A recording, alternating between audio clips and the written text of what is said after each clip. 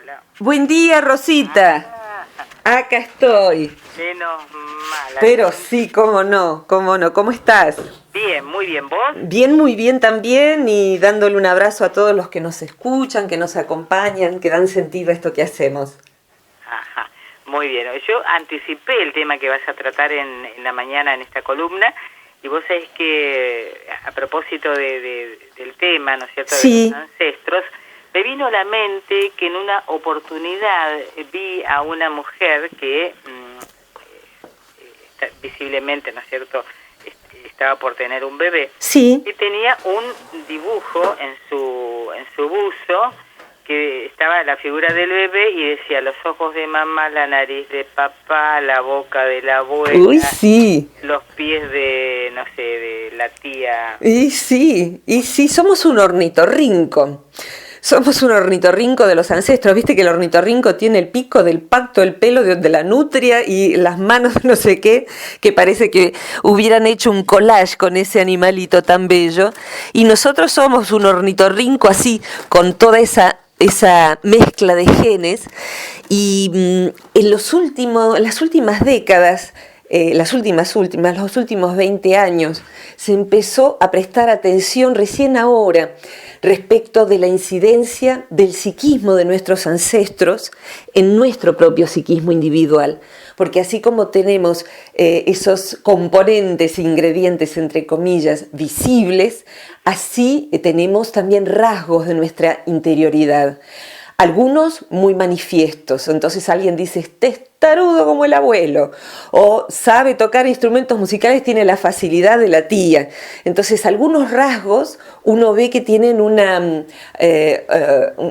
antecedente bastante visible en esa familia.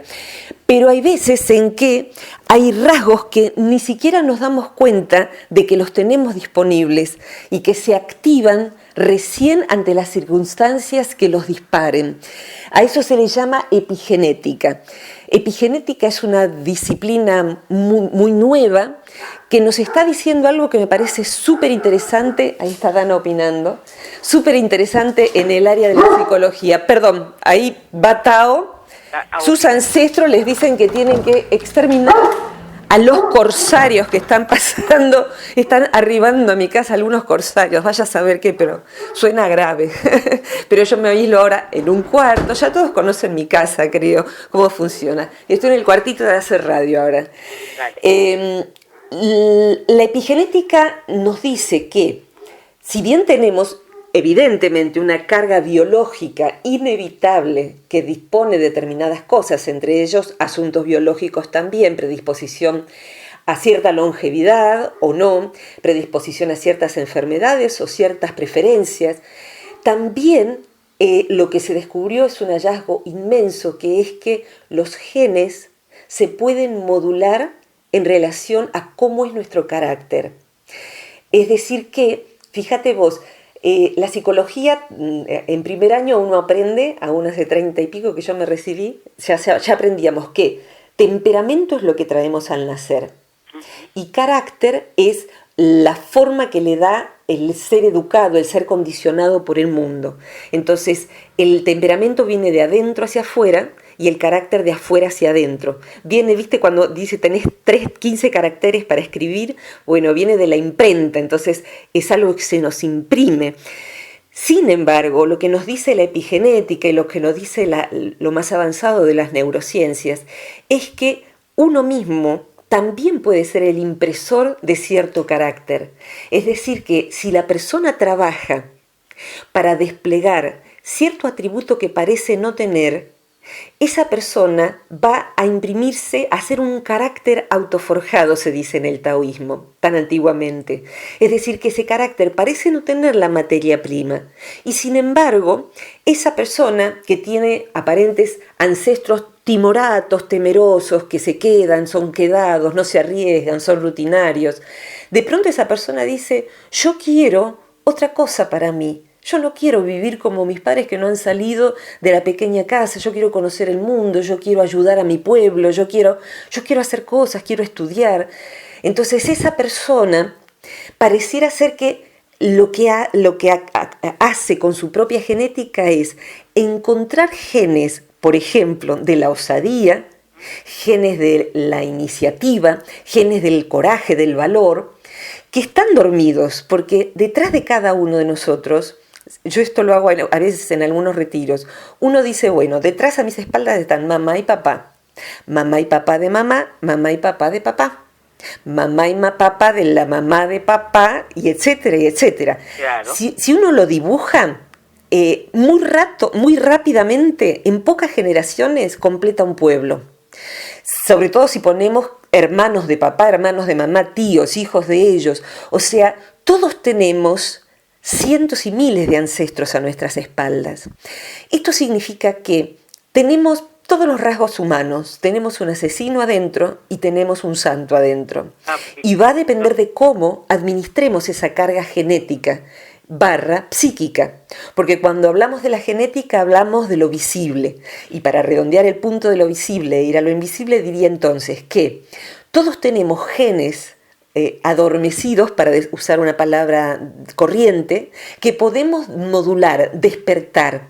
Es decir, que la persona que trabaja sobre sí para desarrollar lo que parece no tener, va a encontrar que adentro sí hay materia prima para eso. Y que eso significa que alguna persona atrás en el tiempo, cuyo nombre no vamos a conocer, ya ejerció ese don del coraje, de la valentía, de la paciencia, de aquello que nos hace falta. Y que podemos modularlo entonces, despertarlo. ¿Sí? Eso en cuanto a lo visible. Visible me refiero a lo biológico, genes, ¿no? Células, neuronas, cerebro. Pero lo Yo me que... imaginaba, sí, Virginia, a ver, por favor. una persona que de repente se siente como encerrada dentro de un molde, porque sabe que tiene una carga genética importante y que quiere romper ese molde, o sea, como romper la cáscara y claro, la luz. Y está bueno quererlo, es parte del proceso de individuación, diría Jung.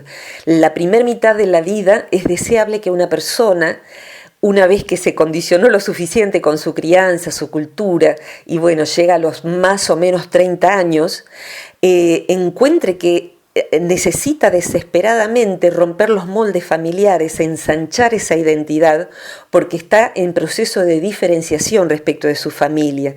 Y necesitamos hacer eso, porque si bien yo soy una Gawel, soy una Tonsky por parte materna, yo soy esta persona.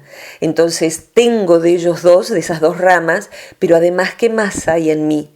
Entonces, y ahí vamos hacia el concepto primero, tomando lo que vos decís porque es muy necesario, es saludable que alguien necesite diferenciarse de su familia y necesite darse cuenta de que ciertas cosas son un peso y que ese rasgo impaciente y testarudo a morir, yo no lo quiero para mi vida, porque eso provocó mucho daño en mis ancestros. Entonces quiero desarrollar la flexibilidad y no ser una cabezona y una testaruda por doble rama, por ejemplo. Entonces esa persona que decide que va a autoimprimir el carácter, va a modular su carga genética. Pero también, y ahí está lo otro que decía, lo visible es lo biológico. Y lo invisible de mis ancestros, lo que se fue hallando en las disciplinas psicológicas en las últimas 2 décadas sobre todo, y de esto hacía mucho que, el otro día actualicé mi currículum y encontré que hacía mucho que no hacía estudios formales universitarios hasta que hice la formación en psicogenealogía en la Universidad de Belgrano, porque me atrapó el tema. Psicogenealogía, ¿qué sería? Sería el estudio de lo invisible, de cómo el árbol genético, psicogenético, los rasgos no visibles, inciden en la persona que soy hoy y en la que va a ser en el futuro, inclusive aunque no sean mis descendientes. ¿Qué quiere decir esto? Se expresa hoy que todos nosotros, más allá de lo biológico, somos como un fideíto que nada en la sopa del caldo familiar, del caldo psíquico familiar. De manera tal que, yo que no tengo hijos, que elegí no tenerlos, si yo trabajo sobre mí y evoluciono en rasgos que en mi familia es necesario evolucionar, esto va a incidir en otros descendientes, por ejemplo, de mi hermano, que sí tuvo 3 hijos, aunque yo no los conozca. ¿Por qué? aunque yo no los conociera, supongamos que los hijos y nietos de mi sobrina nieta, de la hija de mi sobrina, no es descendiente mío directo, y yo posiblemente no voy a conocer a esos bis o tátara, pero ellos van a recibir de lo invisible una modificación del inconsciente colectivo familiar, así se dice. Todos nadamos en un inconsciente colectivo de nuestro país, de nuestra época, de toda la humanidad, de lo que toda la humanidad hizo, dijo, dejó de hacer. Eso no tiene, por lo que sabemos hasta ahora, un correlato biológico, pero sin embargo sí hay un correlato invisible. Entonces uno participa del inconsciente colectivo familiar. A eso se le llama inconsciente transgeneracional. De manera tal que, por ejemplo, todos nosotros, todos los que están escuchando en este momento, todos los que escuchen después, nosotras dos, quien te ayuda en la radio, todos nosotros cargamos con beneficios y dificultades que nuestros ancestros resolvieron o no pudieron resolver. Para ser más gráfica voy a poner el acento ahora en las dificultades. Hay un ítem que es inevitable, que es la vergüenza en las historias familiares. Todos nosotros tenemos detrás secretos familiares que nunca nos fueron explicitados.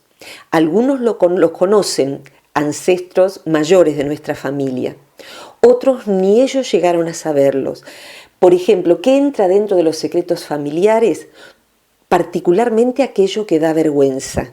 Entonces entran situaciones de abuso que acontecieron en el seno de la familia, gente que estuvo internada por trastornos mentales, eso suele dar vergüenza en una familia, hijos naturales no reconocidos, delitos que se cometieron, familias paralelas, situaciones en las que hubo engaño económico, que un fulano se quedó con el dinero de su hermano, a veces situaciones en las que se mató, por ejemplo en la guerra o fuera de ella.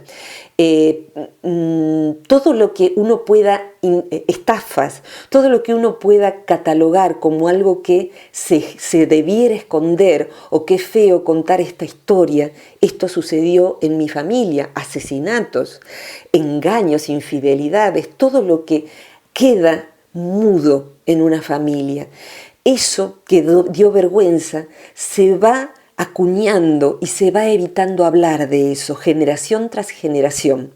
Sin embargo, a donde llegó la psicología, que es al puerto al que quiero llegar, es que esos secretos familiares inciden en nuestro psiquismo hoy, aunque no los podamos explicitar.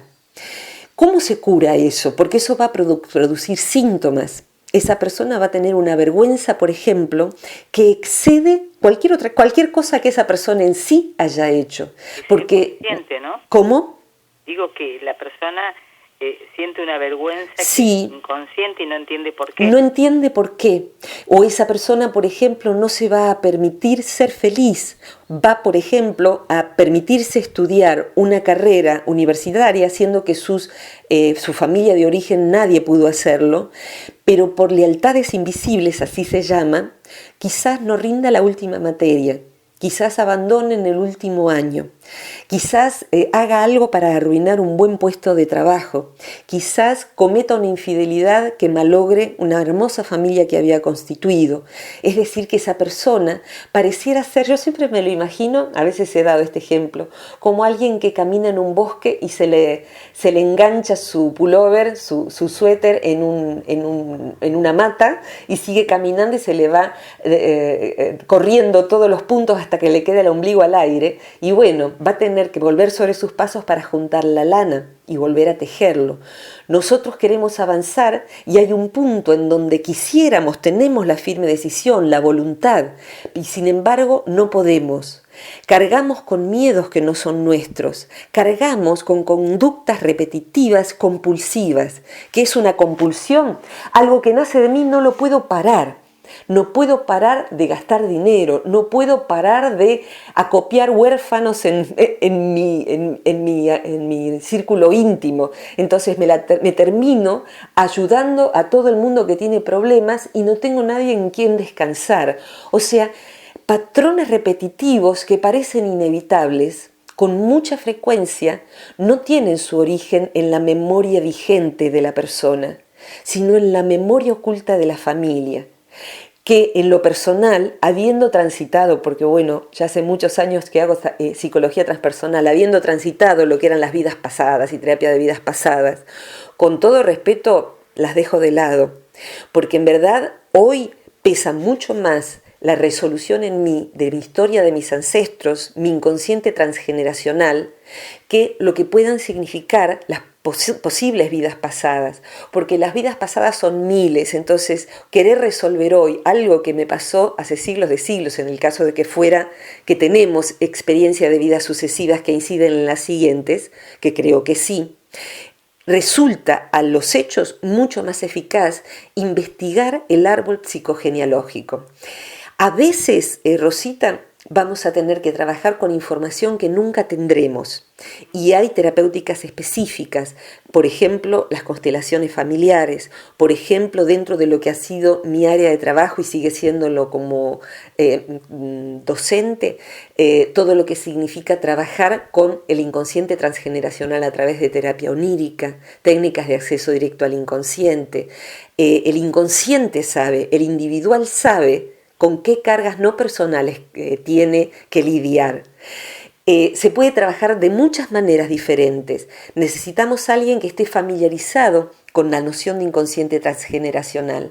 Pero lo que podemos hoy decir es que cuando la persona se da cuenta de que está atorada y que empieza a trabajar con el árbol genealógico y empieza a obtener información, esta sería una tarea que quien está escuchando, para que no le quede el tema como inasible, algo inalcanzable, no puede hacer terapia y menos en su lugar, a lo mejor hay alguien que conozca estos temas. Lo que yo recomendaría es investiguen qué historias familiares hay, vayan hacia las personas mayores, vayan hacia algún primo que sepan, cuenten la historia familiar, reúnanse con hermanos, reúnanse para saber y hablen de lo que ustedes saben, porque cuando una persona confiesa, por ejemplo, una situación de abuso familiar, no es para nada infrecuente que porque esa persona se animó diga, a mí también me pasó eso con el abuelo, o a mí me pasó esto con el tío fulano. Y cuando esto sucede, las vergüenzas se ventilan y se convierten en todo caso en libertad. Si estamos limitados por vergüenzas de épocas que no son nuestras y hechos que nosotros no cometimos, empieza a haber una legitimación de que no fuimos nosotros.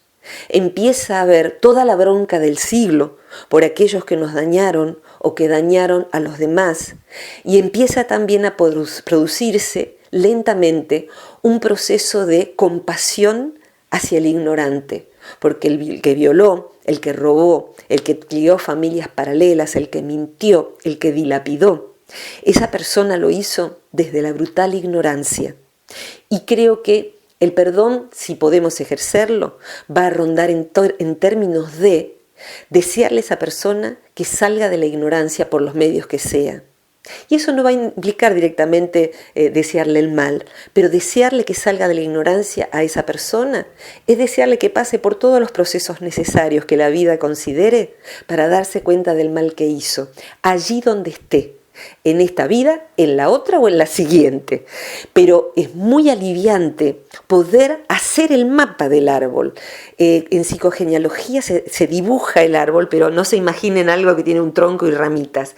Es más bien algo geométrico en donde uno pone, esta soy yo. Y se dibuja un círculo porque soy mujer, entonces se dibuja papá y mamá y se van dibujando hermanos, tíos, matrimonios que uno ya ha tenido, los propios hijos, y se empieza a hablar con una persona especializada y si no, aunque sea entre la familia, rasgos familiares, de qué murió cada uno, con qué tipo de hombre se casó cada mujer, cómo fueron sus hijos, qué accidentes hubo en esas familias. ¿Sabes, Rosita? Recomiendo, si alguien quiere leer, un libro que se llama Ay, como Ay de dolor, sin H, Ay, mis ancestros. Pongan Ay, mis ancestros, porque el autor es impronunciable, es Anselin Schusterberger, es impronunciable y muy difícil de escribir. Pero fue tan famoso ese libro, Ay, mis ancestros, que esta psicóloga, yo pude tomar un posgrado con una discípula de esta psicóloga justamente que vino desde Francia. Ella descubrió, por ejemplo, que los primogénitos de una familia tenían accidentes severos, a veces mortales, a determinada edad, todos vinculados con ahogos. Hacía 200 años, con el primogénito rastreado, se ahogó en un barco. El siguiente se ahogó en la cuna y el otro se ahogó en una pequeña piscina hogareña y el otro por un problema en los pulmones. Pero todos coinciden, todos fallecimientos por ahogo.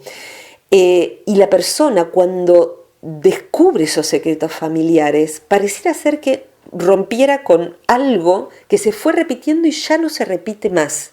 Ya no se repite que se enviuda tempranamente con hijos. Pareciera ser que estoy hablando de algo mágico.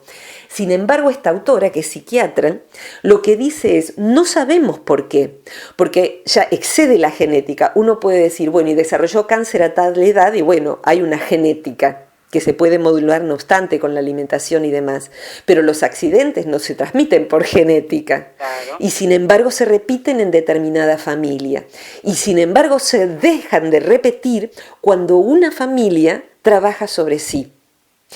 Es decir, que la persona que trabaja sobre sí pareciera modificar inclusive el pasado.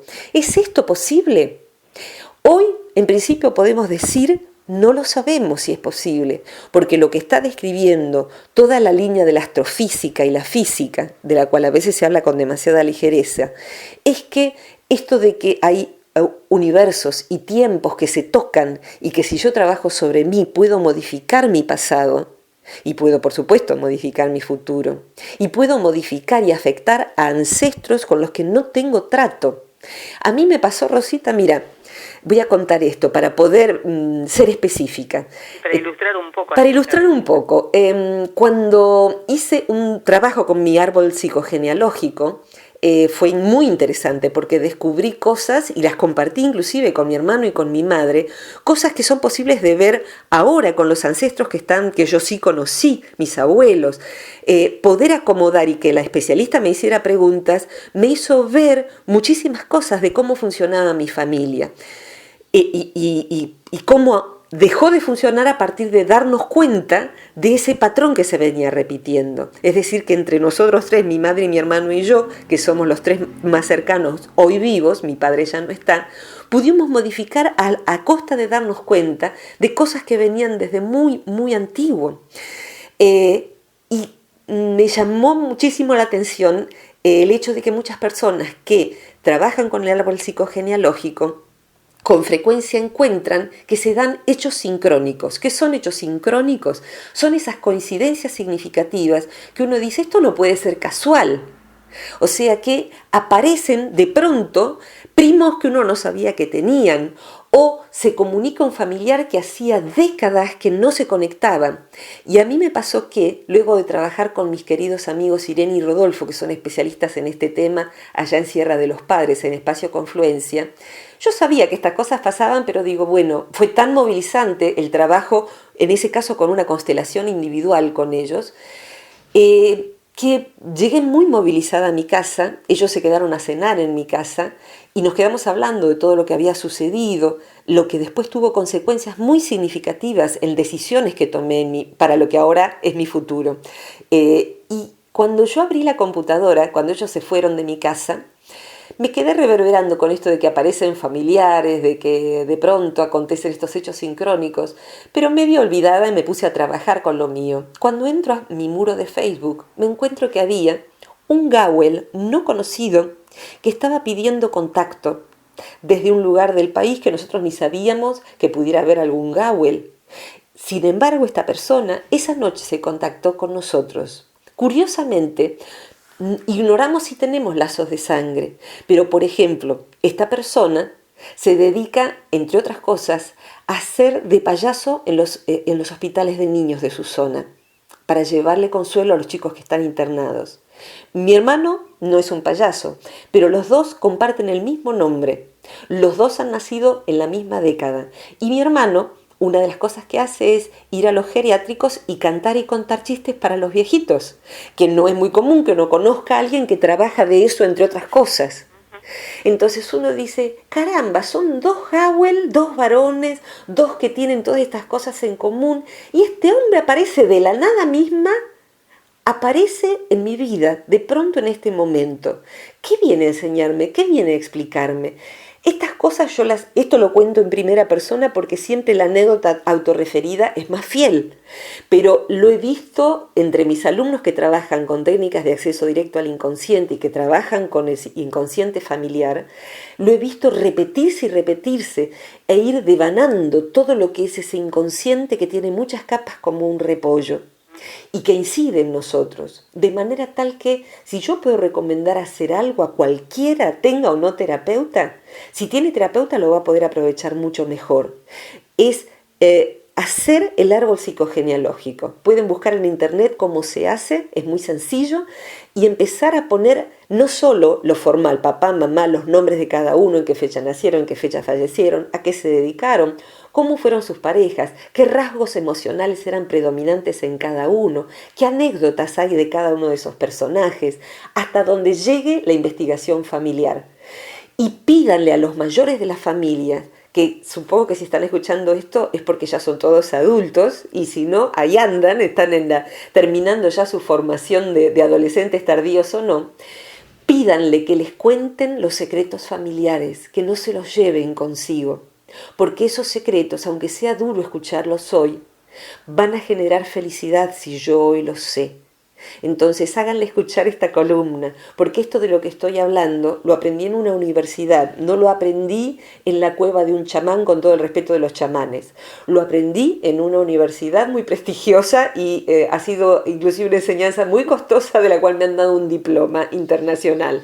Entonces no estoy hablando de supercherías, estoy hablando de algo que está en estudio hoy, pero que se ha manejado científicamente. Exactamente, que se ha demostrado a través de médicos, psiquiatras, porque los psiquiatras son médicos, psicólogos, seguidores de esta mirada.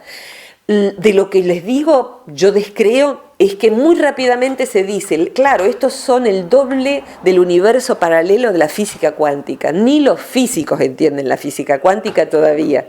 Entonces no es tan fácil saber de qué se trata ni cómo funciona. A mí me gusta más esta autora que dice, todavía no sabemos por qué esto sucede. Pero de lo que damos fe es de que una persona que trabaja, por ejemplo, con un problema de pareja, investiga en su familia, le ahorra a sus hijos, le ahorra a todos sus descendientes y se ahorra para sí mismo problemas para que no se repitan y para tener una vida mucho más liviana. Entonces, vale la pena saber todos los secretos. Y si alguien me está escuchando en este momento y sabe cosas que sus descendientes o sus coetáneos, la gente de su propia generación, cualquier familiar no sabe, dígansela. Yo sé que es muy duro sentarse y decir yo fui abusada y necesito que lo sepas, pero díganlo, aunque denuncien a alguien que está vivo, aunque, entre comillas, arruinen la imagen del tío fulanito. El tío fulanito fue un pervertido y por lo menos es necesario que tengas esta información. Padres en relación a hijos adultos, no oculten nada. Yo sé que es difícil decir, yo tengo, no sé, tuve un hijo con una mujer que no decía tenerlo, pero tenés un medio hermano. Porque esa ausencia de información se va a expresar en la vida de ese descendiente. Entonces, todos nosotros, puesto al revés, así como hoy sabemos que todos tenemos derecho a saber que fuimos adoptados, por ejemplo, porque tenemos derecho a la identidad, y en Argentina eso se tiene muy en claro. Los hijos apropiados, se ve qué diferencias en sus vidas, tener derecho a su identidad y ejercerlo. Del mismo modo, todos tenemos derecho a saber todo lo que se pueda saber de nuestros ancestros. Después veremos qué hacemos con esas emociones, lidiaremos con ellas, pero todo el que tenga información de la cual, por la razón que fuera, vergüenza, querer proteger a un familiar o lo que fuese, privó a otros de la familia, tómense un cafecito, díganlo, porque más allá de que eso es difícil, va a descomprimir la familia, va a cambiar, va a darle la posibilidad de otro tipo de felicidad e inclusive, hasta donde se sabe, a modificar situaciones de miedos desconocidos, crisis de pánico, limitaciones en el despliegue, problemas de pareja. Parezco la curandera del barrio, pero no, estoy haciendo esta lista porque es lo que se ha constatado, y también problemas de salud. Entonces, saber nos da posibilidad de obrar. No podemos privar al otro de información. Entonces, por un lado, brindar información que no hemos brindado. Por otro lado, ser detectives de nuestro propio árbol genealógico, porque eso nos da libertad. Esto de que la verdad os hará libre, no cabe duda. Por más dolorosa que sea la verdad, ahí termina un linaje de mujeres que asisten a sus maridos y son rebajadas por ello y les son infieles. Por ejemplo, ¿no? Así suma y sigue en todas las disfunciones que uno pueda pensar. Es maravilloso, es apasionante. Y por último diría, en esto que como siempre me apasiono y hablo mucho, tengan cuidado, si van a elegir ser acompañados en este proceso, tengan cuidado con quién. Recomiendo que sea alguien muy capacitado, en lo posible psicólogo o algo similar, psiquiatra. Hay algunos licenciados en otras formaciones, porque es algo muy delicado de tocar. Las constelaciones individuales, la psicogenealogía, requieren de una mano muy delicada que pueda develar información, ayudar a modificar eso y contener todas las emociones que se despiertan. Entonces, en mi criterio, sé que a muchas personas no les va a gustar que diga esto, que hace falta tener una formación de grado, concisa y profunda. Pero es necesario. Digo esto porque a veces hay constelaciones en el club del barrio y a la gorra. Fenómeno, pero yo no iría ni mandaría a nadie, no mandaría a un paciente, no mandaría a nadie que yo quisiera, con todo el respeto del que está tratando de ganarse la vida. Es muy delicado, hay que trabajar con mucha solvencia y ver qué se hace con la información recibida. Pero si se hace eso con una ayuda apropiada, es algo muy deseable para la evolución de una pareja, de una persona, de una familia. Bueno, Virginia, la verdad que el tema ha sido realmente fascinante, lo dice Nina, por ejemplo. Querida Nina. Fascinante. Ella da su propio ejemplo de familia, dijo cuánto hay para trabajar, cuánto hay para hacer, te manda muchos corazoncitos. Gracias, Nina. El espacio. Griselda también dice magistral la disertación, la temática. ¿A quién no se le aplica, dice, en su vida, angustias, predilecciones? Repito, magistral lo que estamos escuchando, dice Griselda. Gracias, Griselda, querida. Gracias, lo hago con mucho cariño y porque puedo decir las vidas que yo he visto cambiadas gracias al trabajo sobre sí. Está quedando muy atrás la idea de que un terapeuta es para los locos. Un terapeuta es para la gente inteligente que decide, aún en un hospital, buscar ayuda, aunque sea gratuita, para lidiar con esto tan difícil que se llama, la vida. O sea que ahora sucede que tengo que cargar con el inconsciente de todos los polacos, por el amor de Dios. Sí, la verdad que sí, yo lamento si para alguien es un poco abrumador. Pero sin embargo, verán que lo digo sonriendo y risueña y con mucha pasión, porque justamente es lo que nos da la posibilidad de no cargar, sino contar con. Cuento con eso. Las mujeres que fueron abusadas en una familia me dan como mujer fortaleza para salir adelante y para decir nunca más, a mí no me tocas un pelo, yo me voy de acá o lo que sea. Y aquellos varones que no pudieron porque los ancestros iban a la guerra, entonces experimentan dificultad de contacto afectivo con los hijos. En el inconsciente de ese varón, en el inconsciente de sus ancestros masculinos, por ejemplo, se ve muy a repetición que los ancestros de ese varón no se encariñaban con los hijos. ¿Por qué? Porque iban a tener que ir a la guerra repetidamente, si tenían suerte repetidamente, y si no, iban una sola vez y eran matados. Entonces era mejor que el hijo, el modo de amarlo era que no sufriera, por eso no le daba amor. El modo de amarlo era no darle amor. Porque si yo iba a la guerra y no volvía, ibas a sufrir lo indecible. Entonces creaban una distancia con el hijo, y porque el hijo luego iba a tener que ir a la guerra. Entonces, hay cosas que se repiten como si ahora fuera así, en nuestro país, por ejemplo, que afortunadamente no tendría por qué ser así. Entonces, ¿por qué el abuelo no podía encariñarse con los nietos, no podía ser afectuoso? Y quizás ese abuelo estaba repitiendo un patrón ya innecesario, pero lo repetía porque no pudo trabajar sobre sí y hacer otra cosa. Sin embargo, su hijo se dio cuenta que no quería eso para sí y empezó a modificar.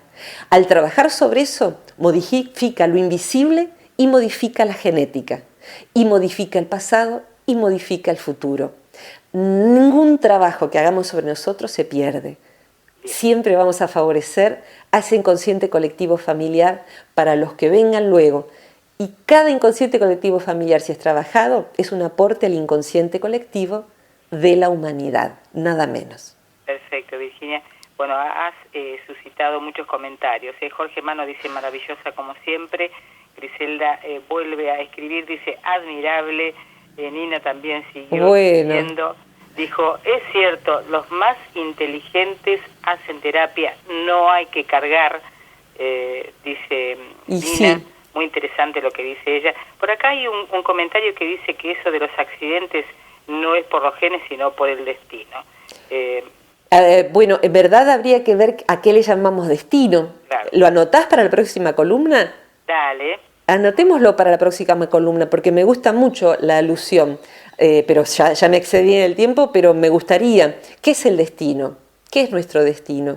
Y en la próxima lo podemos ligar a este tema del inconsciente transgeneracional, porque es una enorme palabra. ¿Qué es el destino? Uy, sí, me gustó. Dale. Bueno, dale, listo. Bueno, gracias a quien la aportó, gracias a vos, Rosita, gracias a todos los que nos escuchan, y ya saben que pueden mandar propuestas para temas y que las columnas anteriores están en donde dice material gratuito en el sitio del Centro Transpersonal de Buenos Aires.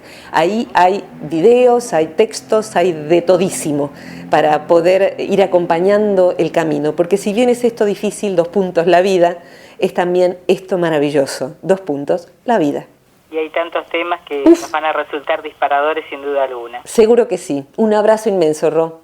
Gracias. Cariños a todos. Hasta la próxima. Muy buena semana. Gracias igualmente.